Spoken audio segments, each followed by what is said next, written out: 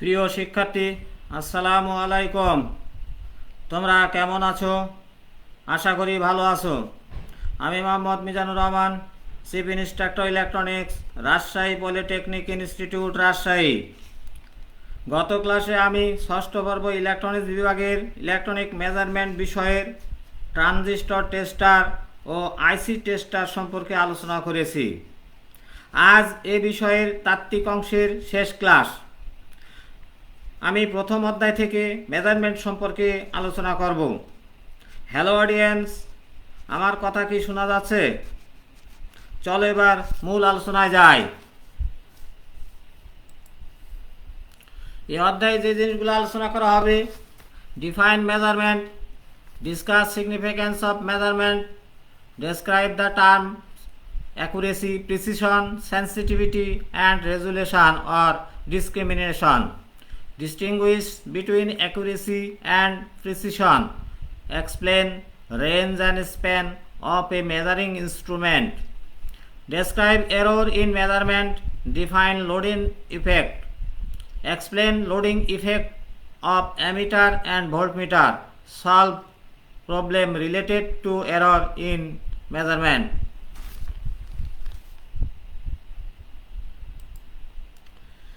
Measurement প্রদত্ত পরিমাণের পরিমাপ, মূলত পরিমাণ এবং একটি পূর্ব নির্ধারিত মানের মধ্যে তুলনার একটি ফলাফল। যেহেতু দুটি পরিমাণের মধ্যে তুলনা করা হয়, সেহেতু ফলাফলটি সংখ্যার মানগুলিতে প্রকাশিত হয়। আসলে পরিমাপ হলো এমন একটি প্রক্রিয়া যার মাধ্যমে ফিজিক্যাল প্যারামিটারকে অর্থপূর্ণ সংখ্যায় রূপান্তর করা যায়।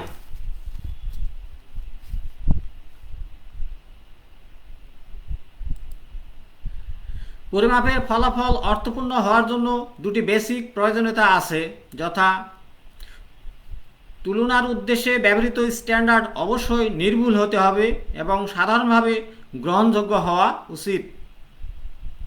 2. ব্যবহৃত যন্ত্রপাতি এবং গৃহীত পদ্ধতি অবশ্যই প্রমাণসাধ্য হতে হবে।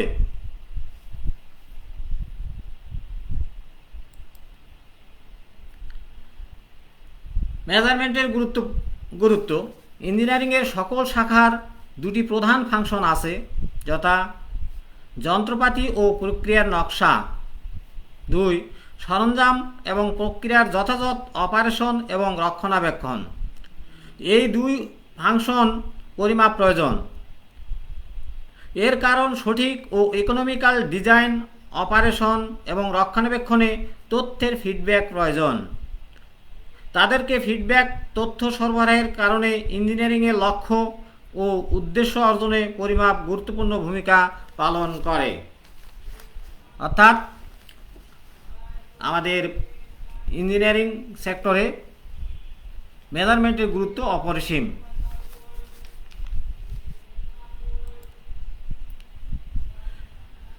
কর্মক্ষমতা বৈশিষ্ট্য নির্দিষ্ট পরিমাপ কাজের জন্য সবচেয়ে উপযুক্ত ইনস্ট্রুমেন্ট বাছাই করার জন্য একটি ইনস্ট্রুমেন্টের কর্মক্ষমতা বৈশিষ্ট্যের জ্ঞান প্রয়োজন। ইনস্ট্রুমেন্টের কর্মক্ষমতা বৈশিষ্ট্য দুই প্রকার, যথা স্ট্যাটিক ক্যারেক্টারিস্টিক এবং ডাইনামিক ক্যারেক্টারিস্টিক। নিচে কয়েকটি গুরুত্বপূর্ণ স্ট্যাটিক ক্যারেক্টারিস্টিক যেমন অ্যাকুরেসি, প্রিসিশন, সেন্সিটিভিটি এবং রেজুলেশন সম্পর্কে আলোচনা করা হলো। অ্যাকুরেসি বলতে পরিমাপকৃত মান প্রকৃত মানের কতটা কাছাকাছি সেটাকে বোঝায়। অর্থাৎ কোনো পরিমাপ যন্ত্র কর্তৃক কোনো রাশির প্রকৃত মানের কাছাকাছি পাঠ দেওয়ার ক্ষমতাকে উক্ত পরিমাপ যন্ত্রের অ্যাকুরেসি বলা হয়। অর্থাৎ কোনো যন্ত্র দ্বারা প্রকৃত মানের কতটা কাছাকাছি সেটাই মূলত অ্যাকুরেসি। প্রিসিশন এটি পরিমাপের রিপ্রোডিউসিবিলিটি এর একটি পরিমাপ।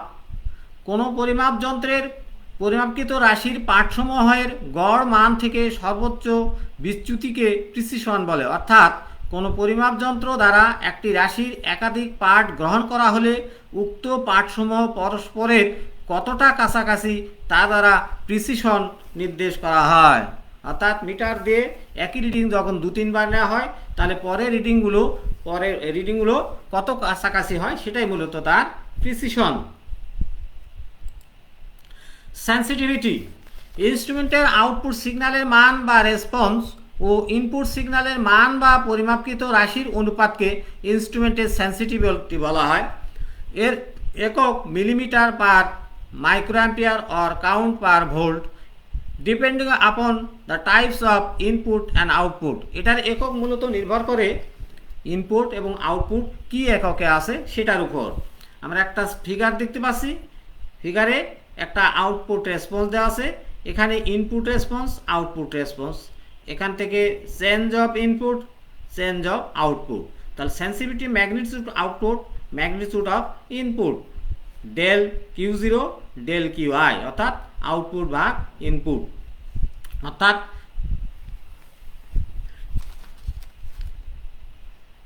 কতটুকু ইনপুটের প্রয়োগ করলে আউটপুট রেসপন্স করবে। রেজুলেশন অর ডিসক্রিমিনেশন, কোনো ইনস্ট্রুমেন্টে প্রয়োগকৃত ইনপুট কোনো নির্দিষ্ট মান থেকে ধীরে ধীরে বৃদ্ধি করতে থাকলে নির্দিষ্ট সীমা অতিক্রম না করা পর্যন্ত আউটপুট মোটেও পরিবর্তন হবে না।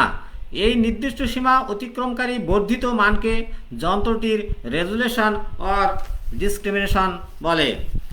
অর্থাৎ একটি পরিমাপযোগ্য ভেরিয়েবলের ক্ষুদ্রতম পরিবর্তন যাতে একটি ইনস্ট্রুমেন্ট প্রতিক্রিয়া বা রেসপন্স করবে। অর্থাৎ ইনপুটে যে সামান্যতম পরিবর্তন করলে আউটপুটের পরিবর্তন হবে, সেই ইনপুটের পরিবর্তনের মানকেই মূলত বলা আছে resolution.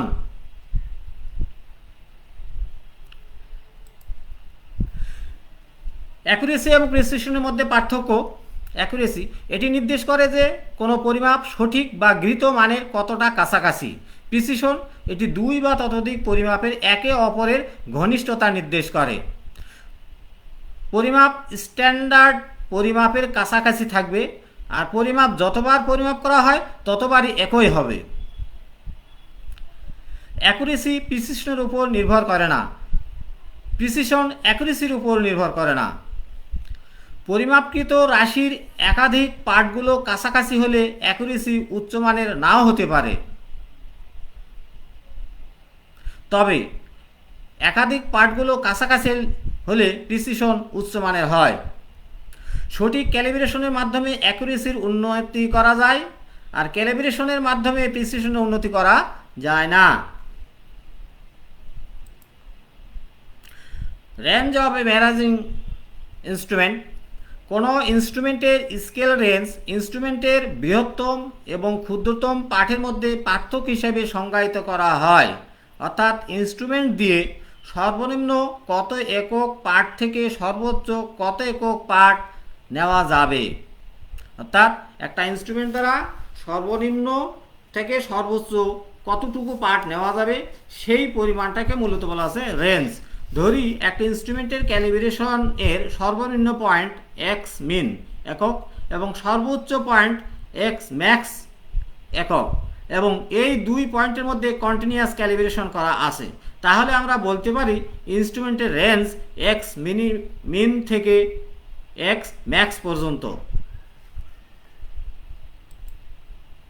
Span of A measuring instrument, instrument স্কেলের সর্বোচ্চ একক এবং সর্বনিম্ন এককের মধ্যে পার্থক্যকে স্কেল স্প্যান বলে।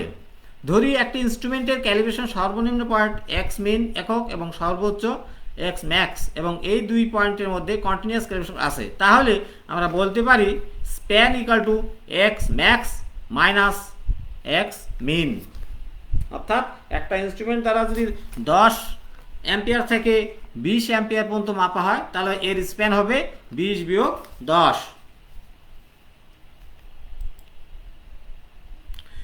এরর, কোনো রাশির পরিমাপিত মান এবং প্রকৃত মানের পার্থক্যকে ভ্রম বা এরর বলে। ধরি del A equal to error, A M measure value of quantity, A T true value of quantity, তাহলে আমরা পাই del A equal to A M minus A T. হ্যাঁ, ডেল এ কে অ্যাবসলিউট এরর বলা হয়, অর্থাৎ প্রকৃত মান আর পরিমাপকৃত মান প্রকৃত মানের মধ্যে পার্থক্যটাই মূলত এরর, এটাকে আমরা অ্যাবসলিউট এররও বলে থাকি। তাহলে রিলেটিভ এরর, কোনো রাশির পরম ভ্রম ও প্রকৃত মানের অনুপাতকে রিলেটিভ এরর বলা হয়। Relative error equal to absolute error by true value, epsilon r equal to del a by at, এটাকে আবার epsilon 0 by at।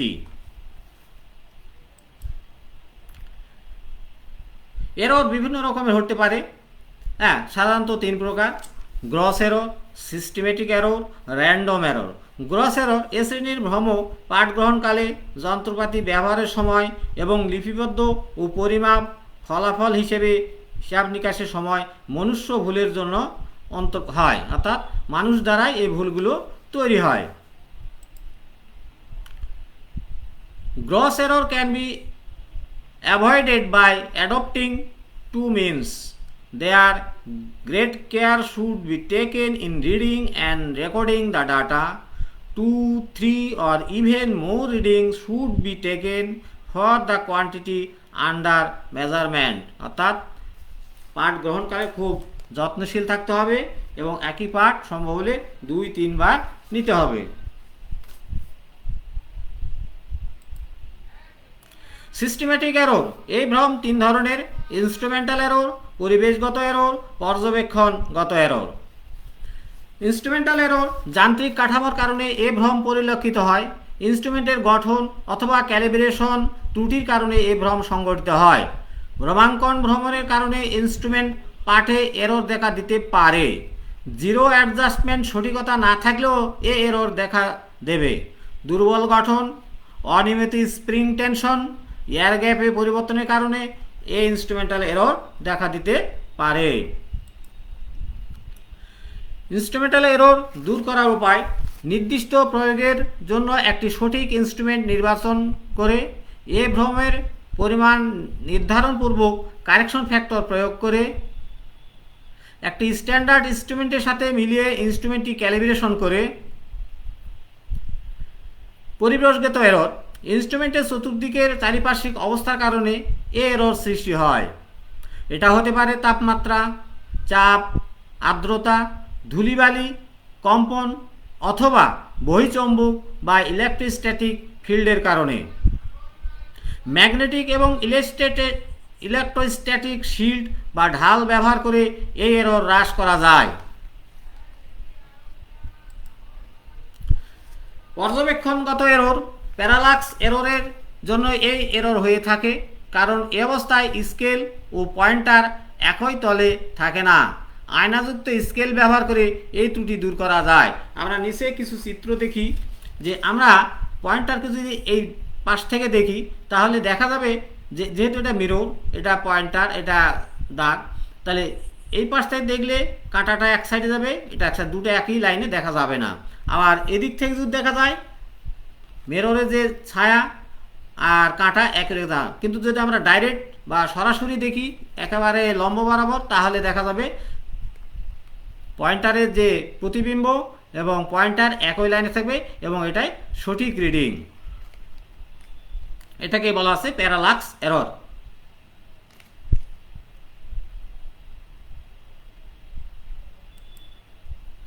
Random error, অজানা কারণে এই এরর সংঘটিত হয়ে থাকে।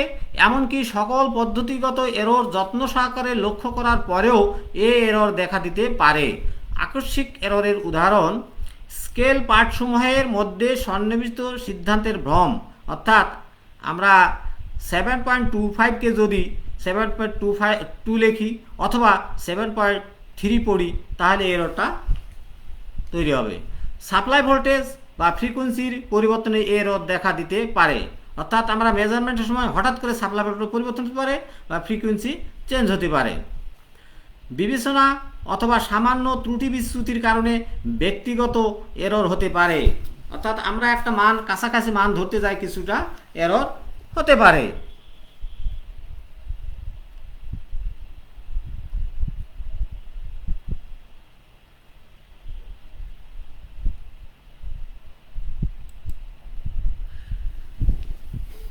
লোডিং ইফেক্ট, মেজারমেন্ট সিস্টেমে আদর্শ অবস্থায় যখন কোনো উদ্দেশ্যে ব্যবহৃত একটি উপাদান প্রবেশ করানো হয় তখন মূল সিগন্যাল অবিকৃত থাকা উচিত। এর অর্থ হলো মেজারমেন্ট সিস্টেমে যে কোনো উপাদান প্রবেশ করলেও মূল সিগন্যাল বিকৃত হওয়া উচিত নয়, কিন্তু বাস্তবে দেখা গেছে যে সিস্টেমে যে কোনো উপাদান প্রবেশ করানোর ফলে অপরিবর্তনীয়ভাবে সিস্টেম থেকে উপাদান এনার্জি শোষণ করে এবং মূল সিগন্যালের বিকৃতি ঘটে।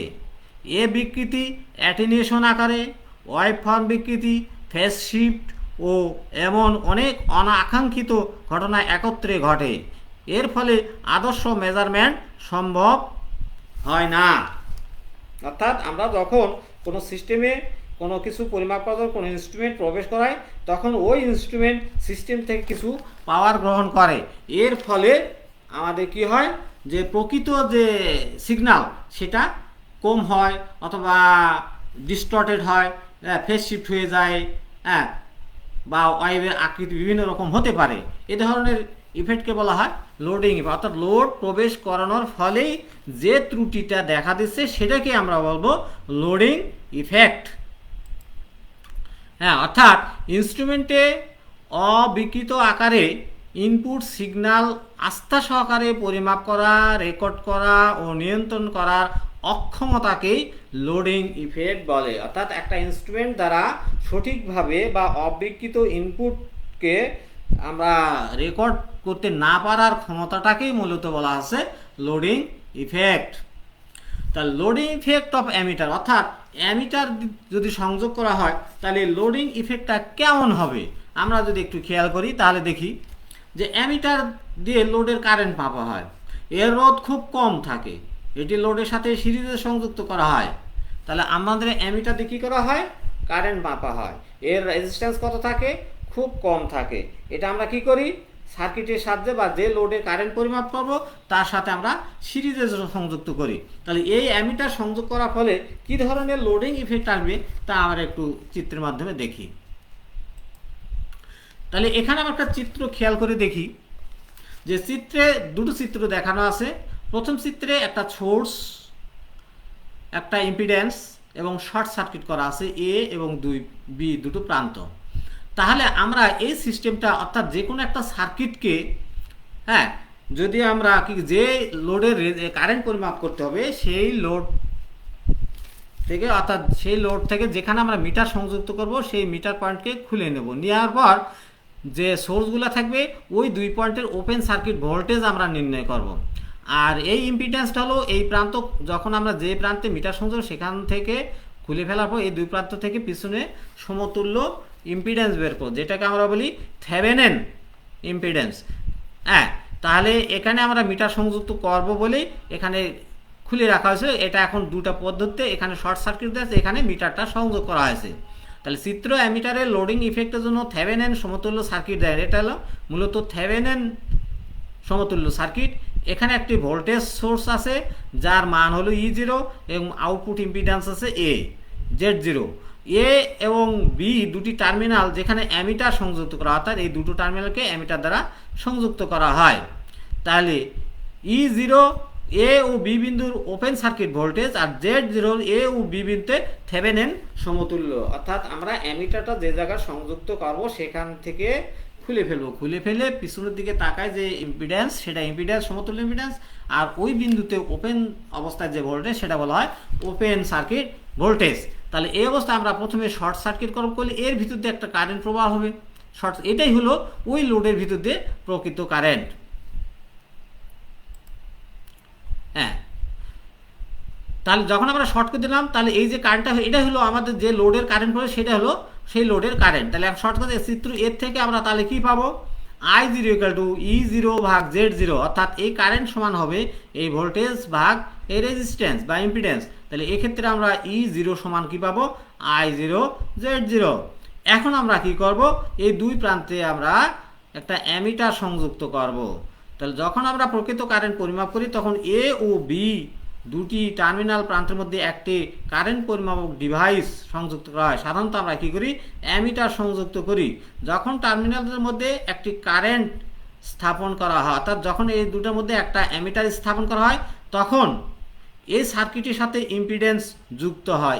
যখন এটাটা লাগানো হবে তখন অ্যামিটারের যে ইম্পিডেন্স সেটাও এই সার্কিটের ইম্পিডেন্সের সাথে যুক্ত হবে। তাহলে এই সংযোজিত ইম্পিডেন্স কারেন্টের মানের পরিবর্তন ঘটাবে। অর্থাৎ এটাকে যদি আমরা ওপেন করি, করার পর এই মিটারটা যদি এই জায়গায় লাগাই দিই, তাহলে এই মিটারের ইম্পিডেন্সটা এই ইম্পিডেন্সটা যোগ হবে, হয়ে এখানে যে কারেন্ট প্রবাহিত হতো তার চেয়ে এখানে ভিন্ন কারেন্ট প্রবাহিত, অর্থাৎ মান কমে যাবে যেহেতু ইম্পিডেন্সটা যোগ হবে। তাহলে এখানকার কারেন্ট বলা হলো আইএল, আর এখানে বলা হয়েছিল I0 তার শর্ট সার্কিট অবস্থায় যেটা প্রকৃত কারেন্ট, আর আই হলো অ্যামিটারের ভিতর দিয়ে যে কারেন্ট যাবে, যে কারেন্ট আমরা পরিমাপ করব, পরিমাপকৃত কারেন্ট। ধরি ZL অ্যামিটারে ইম্পিডেন্স, তাহলে বি চিত্র থেকে আমরা কি পাবো, বি চিত্র থেকে পাবো IL equal to E0 by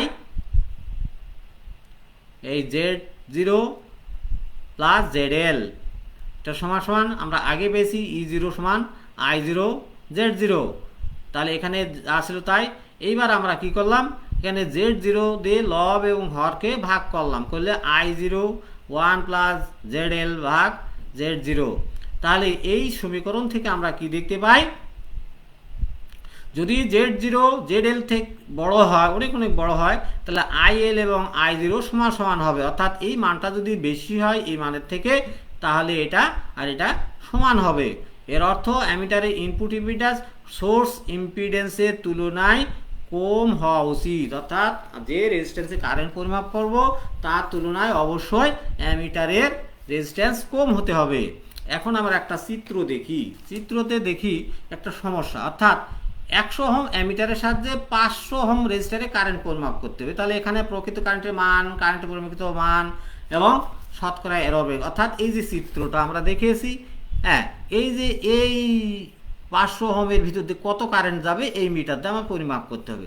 তাহলে প্রথম কাজ হলো আমাদের এটা থেভেনিন ইকুইভ্যালেন্ট সার্কিট করতে হবে। তাহলে থেভেনিন ইকুইভ্যালেন্ট সার্কিট করতে গেলে প্রথমে আমাদের এই জায়গার ওপেন সার্কিট ভোল্টেজ, তাহলে ওপেন সার্কিট ভোল্টেজ E0, অর্থাৎ এই জায়গার ভোল্টেজ সমান হবে এর ভিতর দিয়ে কারেন্ট গুণন এই রেজিস্ট্যান্স, অর্থাৎ 10 ভাগ টোটাল রেজিস্ট্যান্স গুণন এই রেজিস্ট্যান্স, তাহলে এই জায়গার ভোল্টেজটা আমরা 5 ভোল্ট পেয়ে যাব। আর এখান থেকে যদি পিছনের দিকে তাকাই, এখানে শর্ট সার্কিট করে, তাহলে এই দুটো হবে প্যারালাল, তারপর হবে সিরিজ, অর্থাৎ প্যারালাল করলে অর্ধেক হয়ে যাবে সমান, মানে 1000 পাওয়া যাবে, যেটা আমরা দেখি।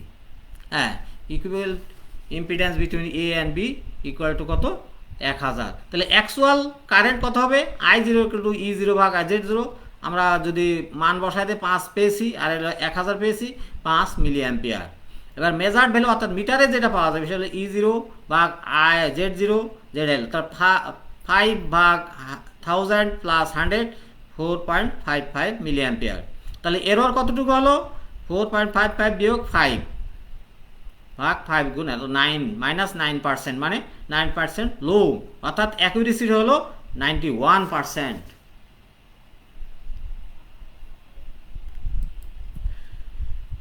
Loading effect of voltmeter. এখন আমরা দেখলাম অ্যামিটারের লোডিং ইফেক্ট, এখন দেখবো ভোল্টমিটারের লোডিং ইফেক্ট। তাহলে ভোল্টমিটার দিয়ে আমরা সাধারণত কি করি, কোনো রেজিস্ট্যান্সের আড়াতে ভোল্টেজ ড্রপ মাপা হয়, এর রোধ খুব বেশি থাকে, অর্থাৎ ভোল্টমিটারের রেজিস্ট্যান্স খুব বেশি থাকে, এটিকে লোডের সাথে প্যারালালে সংযুক্ত করা হয়, অর্থাৎ আমরা ভোল্টমিটারের রেজিস্ট্যান্স কি থাকে, সবচেয়ে বেশি থাকে। হ্যাঁ, এটা কি করা হয়, লোডের সাথে প্যারালালে সংযুক্ত করা হয়। তাহলে ভোল্টমিটার সংযুক্ত করলে কীরকম লোডিং ইফেক্ট আসতে পারে, অর্থাৎ ভোল্টেজের পরিমাণ কতটুকু কম বা বেশি আসতে পারে তা আমরা একটু দেখি। তাহলে এক্ষেত্রে দুটো চিত্র আমরা একটু লক্ষ্য করি। প্রথম চিত্রে একটা থেভেনিন ইকুইভ্যালেন্ট সার্কিট দেখানো হয়েছে, দ্বিতীয় চিত্রে থেভেনিন ইকুইভ্যালেন্টের সাথে ভোল্টমিটার সংযুক্ত করা হয়েছে। তাহলে এক্ষেত্রে যে জায়গায় আমরা ভোল্টমিটার সংযুক্ত করব সেই জায়গাটা প্রথমে ওপেন করে, এই জায়গায় ওপেন সার্কিট ভোল্টেজটা হলো E0, এবং এখান থেকে যদি পিছনের দিকে যে সমতুল্য সেটা হলো Z0। তাহলে এই ওপেন অবস্থায় আমরা কি পাবো, যে এখানকার ভোল্টেজ এবং এখানকার ভোল্টেজ সমান পাবো, আর এই ইম্পিডেন্স পাবো Z0। তাহলে এই আমরা এখান থেকে পেয়ে গেলাম যে এই জায়গা খোলা অবস্থা ভোল্টেজ হলো E0। এখন যদি আমরা মিটার এখানে লাগাই তাহলে কি হবে, এই মিটারের রেজিস্ট্যান্স এর সাথে যুক্ত হবে, হয় হ্যাঁ এই সার্কিটের যে ভোল্টেজ সেটার একটা পরিবর্তন ঘটাবে। তাহলে বি চিত্র অনুযায়ী একটি ভোল্টমিটার এ ও বি প্রান্তের আড়াআড়ি সংযুক্ত করি, এই এ এবং বি আড়াআড়ি সংযুক্ত করি, ধরি ভোল্টমিটারের ইম্পিডেন্স ZL এবং ভোল্টমিটারের ভিতর দিয়ে প্রবাহিত কারেন্ট IL। তাহলে এই কারেন্টের কারণে সোর্সের আউটপুট ইম্পিডেন্সে ভোল্টেজ ড্রপ আইএল Z0 হবে, অর্থাৎ এখানে যে ভোল্টেজ ড্রপটা হবে সেটা হলো আইএল Z0। তাহলে ভোল্টমিটার সংযুক্ত অবস্থায় আউটপুট ভোল্টেজ, তাহলে ভোল্টমিটার সংযুক্ত অবস্থায় এখানকার আউটপুট ভোল্টেজটা ইএল ইকুয়াল টু E0 বিয়োগ এখানকার ড্রপ, এটা সমান সমান এই ইম্পিডেন্স এবং এই কারেন্ট। তাহলে এক্ষেত্রে আমরা E0 সমান সমান কী পাবো, যে এটা পারাপার করে দিলে আইএল থাকবে ZL প্লাস Z0। তাহলে এখন আমরা যদি ইএল বাই E0 বের করি তাহলে আমরা কি পাবো, ইএল সমান আইএল ZL, আর E0 কিছু আগে আমরা বের করলাম IL into ZL plus Z0। এটাকে যদি আমরা আইএল বাদ দিই তাহলে ZL ভাগ ZL প্লাস Z0 সমান সমান, এবার আমরা ZL দিয়ে লব এবং হর উভয়কে ভাগ করি। তাহলে ভাগ করলে আমরা পরিমাপকৃত যে ভোল্টেজ ইএল সমান যেটা পাবো এখান থেকে ক্যালকুলেশন করলে, তাহলে E0টা উপরে চলে যাবে আর নিচে থাকবে 1 প্লাস Z0 ভাগ ZL। এখন আমরা এই সমীকরণ থেকে কি লক্ষ্য করি যে যদি ZL এর মান Z0 থেকে অনেক বেশি হয় তাহলে ইএল আর E0 সমান হবে, কিন্তু আমাদের অনেক ক্ষেত্রে এটা সম্ভব হয় না। তাই আমরা দেখি প্রকৃত লোডিং ইফেক্ট যদি 1% হয় তবে ZL এর মান Z0 থেকে 100 গুণ হওয়া উচিত। হ্যাঁ, যদি আমরা মনে করি যে লোডিং ইফেক্টটা 1%-এর ভিতরে রাখবো তাহলে অবশ্যই ZL এর মান Z0 যা হবে তার থেকে 100 গুণ বেশি হওয়া উচিত। আর যদি মনে করি না 5% পর্যন্ত আমরা লোডিং ইফেক্ট রাখবো তাহলে ZL এর মান Z0 থেকে 20 গুণ বেশি হওয়া উচিত। তাহলে আমরা দেখলাম অ্যামিটার এবং ভোল্টমিটার সাহায্যে যখন আমরা কারেন্ট বা ভোল্টেজ পরিমাপ করি তখন আমাদের একটা কি আসে, লোডিং ইফেক্ট আসে, অর্থাৎ যে মানটা আমরা মাপি তার তুলনায় কম কারেন্ট বা কম ভোল্টেজ আমরা পেয়ে থাকি। এখন একটা সমস্যা দেখি যে 2 নম্বর চিত্র অনুযায়ী 50 ভোল্ট রেঞ্জ ও 1000 কিলো ওহম রোধের ভোল্টমিটার দিয়ে এ ও বি টার্মিনালের প্যারালাল এ সংযুক্ত রোধ 200 কিলো ওহম ভোল্টেজ পরিমাপ করা হবে। তাহলে পরিমাপকৃত ভোল্টেজের মান এবং অ্যাকুরেসি ও লোডিং এরর নির্ণয়, অর্থাৎ আমাদের সমস্যাটা হলো এটা। তাহলে এই যে এর ভোল্টেজ কত হবে সেটা মাপবো এবং এদের প্রকৃত মান কতটুকু কম, এর এররটুকু কতটুকু সেটা আমরা দেখব। তাহলে প্রথমে আমাদের কি করতে হবে, এটার থেভেনিন ইকুইভ্যালেন্ট সার্কিট তৈরি করতে হবে। থেভেনিন ইকুইভ্যালেন্ট সার্কিট তৈরি হলে ওপেন সার্কিট ভোল্টেজ আর কি ইম্পিডেন্স। তাহলে ওপেন সার্কিট ভোল্টেজ যদি আমরা নির্ণয় করি, খোলা অবস্থায় ভোল্টেজ কত হবে, 100 ভাগ 200 কিলো যোগ 200 কিলো গুণন 200 কিলো করলে 50 ভোল্ট। আর ইম্পিডেন্স এটা যে শর্ট করতে হলে এখান থেকে দুটো মিলে 100 ওহম আসে, যেটা আমরা এখানে 100 কিলো ওহম দেখেছি এবং 50 ভোল্ট দেখেছি। এইবার আমরা মিটার সংযুক্ত এভাবে করলে এই ভোল্ট মিটার রিডিংটা কত হবে সেটা আমরা দেখি। থেভেনিন ইকুইভ্যালেন্ট ইম্পিডেন্স Z0 মান আমরা 100 kilo pi. Measured value of voltage EL equal to E0 ভাগ আমরা ফর্মুলা যেটা শিখলাম 1 প্লাস Z0 ভাগ ZL, মান বসাই দিলাম 50 100 1 প্লাস 1000 হয় 45.45 ভোল্ট, মানে মান 45 কম। তাহলে এখন আমরা দেখলাম এরর, তাহলে কি আসলো, ট্রু ভ্যালুটা ছিল 50, অর্থাৎ 45.45 ভাগ 50 গুণ 100 9%। এক্ষেত্রে আমরা দেখতেছি যে 9.1% লো, অর্থাৎ যে মিটারের যে অ্যাকুরেসি সেটা হবে 90.9%। তাহলে এখন বাড়ির কাজ, মেজারমেন্ট কি, অ্যাকুরেসি, প্রিসিশন, সেন্সিটিভিটি ও রেজলিউশন বলতে কি বোঝায়, অ্যাকুরেসি এবং প্রিসিশনের মধ্যে পার্থক্য লেখো, লোডিং ইফেক্ট কি, অ্যামিটার ও ভোল্টমিটারের লোডিং ইফেক্ট বর্ণনা করো, রেঞ্জ ও স্প্যান কাকে বলে। তাহলে আমরা এতক্ষণ ধরে যা আলোচনা করলাম মেজারমেন্ট সম্পর্কে বিস্তারিত আলোচনা, আর এই পর্যন্ত যা আমরা আলোচনা করছি এই সাবজেক্টের সমস্ত অধ্যায় আলোচনা করা হয়েছে, কাজেই এই অধ্যায়ের তাত্ত্বিক বিষয়ে আলোচনা শেষ, আর কোনো আলোচনার আপাতত বিষয় নেই। পরবর্তীতে যদি কখনো হয় তখন সেটা চিন্তা করা যাবে। হ্যাঁ, সরাসরি ক্লাস দেখার জন্য লিঙ্ক www.facebook.com/skills.gov.bd। ক্লাসসমূহ পুনরায় দেখতে ভিজিট করুন জাতীয় দক্ষতা বাতায়নের কারিগরি শিক্ষা অধিদপ্তর পেজ www.skills.gov.bd/dta। ধন্যবাদ।